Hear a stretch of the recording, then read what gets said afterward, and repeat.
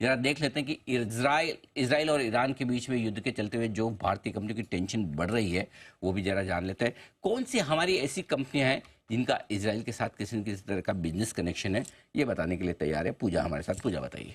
जी बिल्कुल। अब इस वक्त हम बाजार में देख ही रहे हैं कि इजराइल और ईरान युद्ध का काफी ज्यादा इम्पैक्ट पड़ रहा है। इसमें एनर्जी पैक तो फोकस में ही, कल हमने बात भी की थी कौन कौन सी कंपनियों पर असर पड़ेगा, लेकिन इसके अलावा भी काफी सारे सेक्टर हैं, कंपनियां हैं जिस पर की असर पड़ता हुआ दिखाई देगा।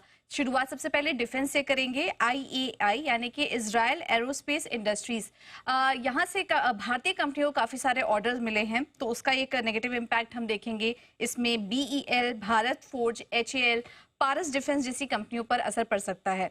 फार्मा कंपनियों पर भी असर पड़ेगा इसका। सन फार्मा का एक्सपोजर है और यहाँ पर टारो फार्मा में करीब 72% हिस्सेदारी है कंपनी की, तो उस पर भी इम्पैक्ट आप देखेंगे। डॉक्टर रेड्डीज, ल्यूपिन जैसी कंपनियों का जो एक्सपोजर है वो एक इजरायली कंपनी तेवा फार्मा में है, तो वहां पर भी हम थोड़ा इम्पैक्ट देखेंगे।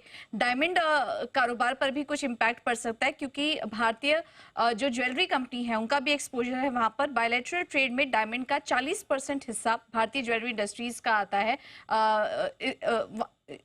इसके जरिए यहाँ पर योगदान देखने को मिलता है, तो जिसका असर हम देखेंगे कि टाइटन, राजेश एक्सपोर्ट्स, कल्याण ज्वेलर्स जैसी कंपनियों को पड़ता हुआ दिखाई देगा। अदानी पोर्ट पर भी कुछ इम्पैक्ट पड़ेगा, क्योंकि हाइफा पोर्ट में अदानी पोर्ट की करीब 70% हिस्सेदारी है।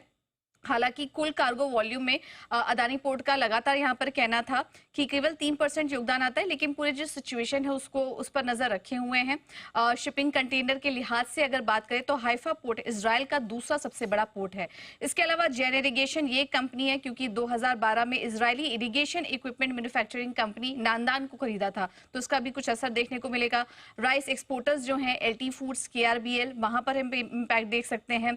इजराइल में की कंपनियों में जो टैक्स सेवाएं देती हैं कुछ कंपनियां, जैसे कि बिग 4 कंपनी, भारतीय कंपनी TCS, विप्रो, इन्फोसिस, टेक महिंद्रा, और कुछ और कंपनियों की बात करें जैसे कि LNT, NMDC, IOC, SBI, इनका भी कुछ एक्सपोजर है इजराइल में। हालांकि सारी कंपनियों की तरफ से धीरे धीरे कुछ बयान आ रहे हैं कि सिचुएशन को पर वो नजर रखे हुए हैं, ज्यादा कुछ इम्पैक्ट दिखाई नहीं देगा, लेकिन अगर यहाँ से सिचुएशन वर्स होती है तो कुछ कंपनियों के कारोबार पर असर पड़ सकता है।